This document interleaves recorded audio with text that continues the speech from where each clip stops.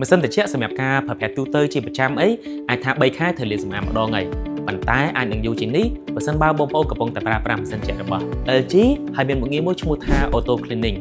ដែលសម្រាប់មុខងារ Auto Cleaning នេះដែរវានឹងធ្វើការលាងសម្អាតម៉ាស៊ីនត្រជាក់នៅផ្នែកខាងក្នុងដោយប្រើដំណើរការសម្ងួតសំណើមដើម្បីការពារពីការតោងជាប់ធូលីដីឬមួយក៏ផ្សិតយ៉ាងមានប្រសិទ្ធភាពខ្ពស់អញ្ចឹងបើសិនបើបងប្អូនកំពុងតែប្រើប្រាស់ម៉ាស៊ីនត្រជាក់ LG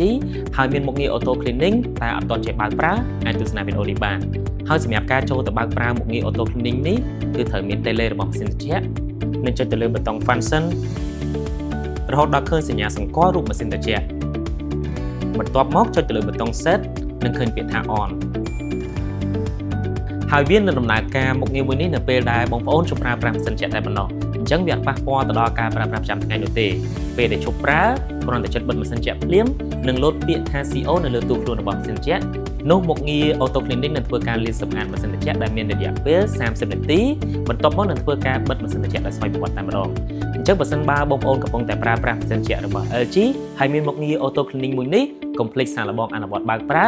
និងធ្វើការលាងសម្អាតម៉ាស៊ីនត្រជាក់ជាប្រចាំដើម្បីទទួលបានម៉ាស៊ីនត្រជាក់កាន់តែស្អាតនិងជួយកាត់បន្ថយរយៈពេលលាងសម្អាតបានផងដែរ